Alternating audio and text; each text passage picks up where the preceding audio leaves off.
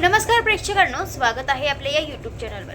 तर आता इकडे राणी लहान तोंड करून आता इकडे बसलेली असते. त्यावर इकडे इंद्रा, मालती आणि आबा तिला समजावत असतात. इकडे आबा बोलतात, राणी तू अशी नको गं नाराज होऊन जाऊ आणि अशी हताश नको हो बरं. आतापर्यंत तू कशी कोर्टामध्ये वागली हे बघ. तूच आम्हाला आतापर्यंत शिकवलं ना की कोर्टामध्ये कसं वागायचं, कसं बोलायचं, कितपत बोलायचं, आणि आता अशी तूच हार मानशील का? त्यावर आता इकडे ती बोलत असते की आबा मला त्याच गोष्टीचं वाईट वाटतंय ना की तुम्ही सगळे मला माझ्यासाठी किती उम्मीदीनं मला बघत होते, पण मी काय केलं. आता इकडे त्यावर इंद्रा बोलतो, राणी तू असं कसं काय बोलू शकतेस ग? हे बघ तू अशी हारून जाऊ नकोस. आता इकडे हे दोघं तर समजावून थकलेले असतात. आता इकडे त्यावर मालती बोलते, राणी तू असं नको करूस, आणि तू आतापर्यंत किती हिमतीने सगळं काही केलं, आता यापुढे सुद्धा असंच कर, आणि इथपर्यंत पोहोचली आहे ना तू, तर नक्की शेवटपर्यंत पोहोचशील. फक्त तू हार मानू नको आणि पलटू नको, फक्त समोर चालत राहा. अगं आतापर्यंत तू इतकी हिंमत दाखवलीस, आता असं करतेयस का? आता इकडे मालती सुद्धा तिला बोलत असते आणि अशीही बोलत असते की हे बघ आता ना आम्ही म्हणजे तुझ्यावरच विश्वास ठेवू शकतो, म्हणजेच आमचा पूर्ण विश्वास आहे की तू काही ना काही करशील. आणि हे बघ राणी तू अशी हताश होऊ नको बरं, आम्ही सुद्धा तुझ्या सोबतच आहो ना, आणि तू सगळं व्यवस्थित करशील. तू आहे ना डोक्याला अजून ताण दे, अजून विचार कर, तुला काही ना काही नक्की रस्ता सापडेल. आता असं सगळं मालती बोलत असते. तितक्या तिथे विक्रांत येतो आणि बोलतो, अहो काकी असं काय बोलताय तुम्ही, आणि आता केस हरणार म्हटल्यावर आता ती हताश होणारच ना, तिला चिंता वाटणार, आणि तिकडे जोरजोरात हसत असतो. त्यावर इकडे उर्मिला बोलते, काय रे विक्रांत किती निर्दय आहे रेस तू, आणि तुला समजत नाही आता ते बिचारे केस हरणार, मग सगळं सोडून जाणार. अरे असं कोणी हसत असतं का असं दुसऱ्यांवर? आता असं म्हटल्याबरोबर इकडे विक्रांत बोलतो, हो सॉरी माझं चुकलंच ह. आणि आता इकडे उर्मिला आणि विक्रांत दोघंही जोर जोरात हसत असतात. बोलतो, सॉरी आम्ही जरा जास्तच हसलो वाटते, पण ना काय आहे ना आता तुमच्याकडे काहीच तास उरले, तुम्ही आता ही केस हरणार आहात. काय करानी आता लवकरच ही केस तू हरणार आहेस.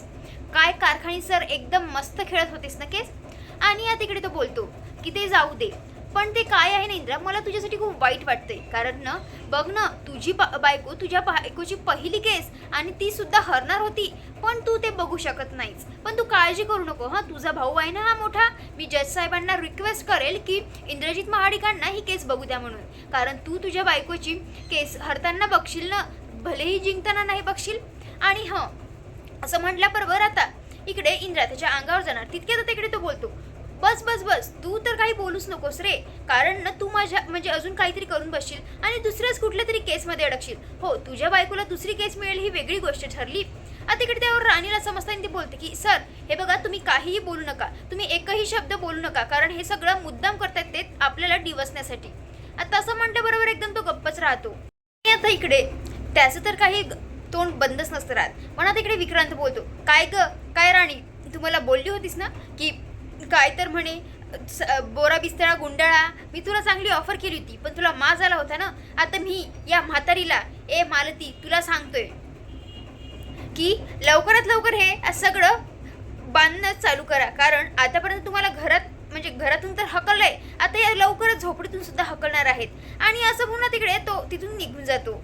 आता इकडे मालती जी असते बोलत असते की आता हेच ऐकायचं राहिलं होतं. आता इकडे बाहेर राणी एकटीच रडत बसलेली असते, तिला फार वाईट वाटत असतं. आणि आता इकडे तितक्यात इंद्रा येतो आणि बोलतो, असं काय करतेस तू? आणि आता इकडे तो तिला खूप समजवतो आणि आता इकडे तिला एवढं छान कोऑपरेट करतो, तिला पूर्ण सहानुभूती देतो. त्यावर आता इकडे ती बोलते की हो सर, आता काहीही झालं ना आता आपलं ते घर आपलंच राहणार आणि लवकरच आपण ते आपल्या तावडीत सुद्धा घेणार. आता इकडे इंद्रा बोलतो, पण काय प्लॅन काय आहे आता नंतरचा? त्यावर आता इकडे ती बोलते की आज कोर्टामध्ये 2 गोष्टी घडल्यात, म्हणजेच एक तर ते नोटरीवाल्याचं आणि दुसरं म्हणजे तो हँडरायटिंग एक्सपर्ट. आता इकडे ती बोलते की सर माझ्याकडे एक छान प्लॅन आहे, आणि आता इकडे ती सगळं काही प्लॅन सांगते. आता इकडे सकाळ झालेली असते. इकडे राणी आणि इंद्रा म्हणजे इकडे राणी छान तयार वगैरे होऊन आता इकडे तुळशीला पाणी घालत असते आणि ती इकडे उर्मिलाच्या खिडकीमध्येच बघत असते. आता इकडे इंद्रा तिथे चहा पीत बसलेला असतो, तो सुद्धा तिथेच बघत असतो. आता इकडे इंद्राचं लक्ष जातं ते म्हणजेच की उर्मिला त्या खिडकीमधून त्यांना डोकावून बघते. आता हे पाहिल्याबरोबर तो तिला इशारा करतो राणीला. आता इकडे या दोघांचं नाटक चालू होतं.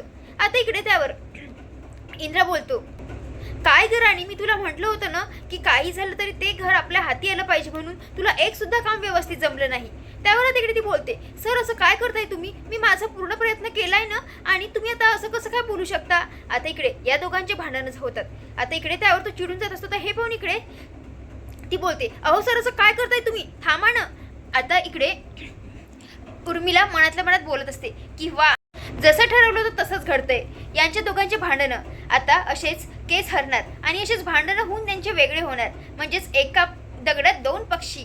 आता इकडे त्यावर इंद्र बोलतो, बरं मला एक गोष्ट सांग, आता मी तुला जे हँडरायटिंग एक्सपर्टचा नंबर दिला तू त्याला फोन लावून बोललीस का. त्यावर आता इकडे ती बोलते, नाही सर, थांबा थांबा, मी नंबर आणते आणि तुम्हीच लावून बोला. आता इकडे ती त्याला नंबर सांगत असते जोरजोरात. इकडे उर्मिला लगेचच नोट डाऊन करून ठेवते आणि आता इकडे त्यावर इंद्रा सांगतो की याचं नाव आहे विक्रांत नलावडे, आता आपल्याला म्हणजे तिथे जायचं आहे. आणि आता इकडे तो फोनवर बोलतो, हां विक्रांत सर तुम्ही आहेत का ऑफिसला, अच्छा अच्छा आता चाललेत का, अच्छा राजवाड्याच्या बाजूला आहे ना तुमचं ऑफिस, बरं बरं ठीक आहे, आम्ही आता लगेचच भेटायला येतो.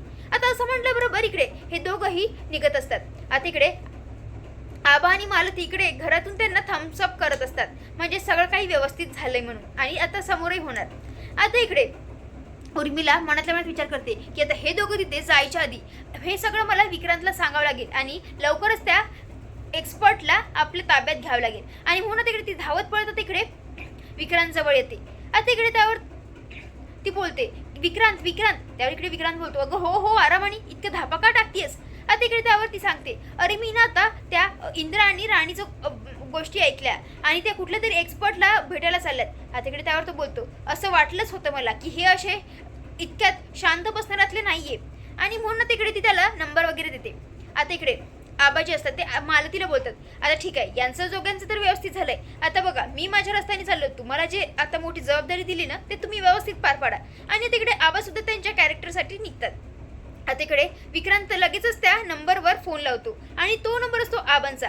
आता इकडे आबा त्याला फोनला स्कार्फ बांधतात आणि आता इकडे आवाज वेगळा करून बोलतात. आता इकडे त्यावर विक्रांत बोलतो, हॅलो विक्रांत नलावडे बोलत आहेत का. त्यावर तिकडे ते बोलतात, हो हो. आता इकडे त्यावर तो बोलतो की मला भेटायला आहे, मला तुम्हाला बोलायचंय. त्यावर आता इकडे आबा बोलतात, ए भेटायचं कोणाला आहे, तुला की मला, तुला जर भेटायचं असेल ना तर कोर्टात ये. आता इकडे त्यावर तो बोलतो, हो असं काय करताय, मला भेटायचं म्हटलं ना तुम्हाला. त्यावर आता इकडे आबा बोलतात की ओ मला काय सांगताय, तुमचं काम आहे ना मग तुम्ही या ना, मी काय तुमचं नोकर आहे का. आणि आता इकडे आबा चांगलंच बोलतात. आता इकडे त्यावर आबा बोलतात, हे बघा भेटायला यायचं असेल तर येऊन कोर्टात भेटा, नाहीतर जा तेल लावत. आता असं म्हटलं बरोबर इकडे विक्रांत बोलतो, बरोबर ठीक आहे आलोच मी. आता इकडे आबा फोन ठेवतात आणि बोलतात की विक्रांत महाडिक आता ये भेटायला आणि भेटत राहा आणि शोधत राहा आयुष्यभर. आता इकडे आबांनी तर त्यांचं काम चोखपणाने केलेलं असतं. आता इकडे विक्रांत सुद्धा निघालेला असतो. आता इकडे राणी आणि इंद्र त्यांच्या वेशात, म्हणजेच त्यांनी गुजराती लुक घेतलेलं असतं आणि तिकडे त्या नोटरीवाल्याच्या ऑफिसच्या बाहेर ते आता इकडे आलेले असतात. त्यावर तिकडे ते दोघंही तिथे बघत असतात. त्यावर इकडे इंद्रा बोलतो की हे छान आहे, म्हणजे त्यांना सांगायचं की आपण एक्सपर्टला भेटायला गेलो आणि इकडे नोटरीवाल्याकडे यायचं, वा वा मला आवडला हा प्लॅन. आता इकडे त्यावर ते बोलतात की चला आता जाऊया. आता इकडे त्यावर राणी जाणार तितके तिकडे इंद्रा बोलतो, थांब थांब थांब. आणि तिकडे तिच्या डोक्यावर पदर ठेवतो आणि बोलतो की खरंच छान दिसतेस तू. आता इकडे तो गुजराती भाषेत बोलत असतो. आता इकडे त्यावर हा तर भाग इथे संपतो, पण आता आपल्याला पुढील भागात पाहायला मिळणार आहे की आता इकडे राणी आणि इंद्रा तिथे ऑफिसमध्ये गेलेले असतात. तिथली जी म्हणजेच रिसेप्शनिस्ट असते ती बोलते की तुम्हाला काय करायचं आहे. त्यावर तिकडे ते बोलतात की तुमच्या सरांनी आमचं 9 जूनचं प्रॉपर्टीचे पेपर नोटरी केले होते. आता असं म्हटलं बरोबर इकडे ती चेक करते आणि बोलते, असं तर कुठलंच काहीच फॉर्मॅट वगैरे नाहीये, नाव नाहीये. आता असं म्हटलं बरोबर त्यांच्या तर हाती काहीच लागत नाही. आता इकडे ते बाहेर येऊन विचार करतात की काय करावं लागेल, कारण तिथे त्यांचे सर भेटलेलेच नसतात. आणि म्हणून तिकडे राणी बोलते, आता आपल्याला जे काही पण हाती लागेल ते त्यांच्या घरूनच लागेल. आणि म्हणून तिकडे हे दोघंही आता परत त्यांचा वेश बदलतात, म्हणजेच दुसऱ्याच कुठल्या तरी रूपात, म्हणजेच अनोळखी.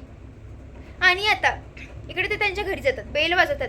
तर त्यांच्या घरी कुठल्या तरी एका बाईने दार उघडलेलं असतं आणि लगेचच इकडे राणी आणि इंद्र त्यांच्या समोर असतात. तर प्रेक्षकांनो हा भाग कसा वाटला नक्की कमेंट करून कळवा. धन्यवाद.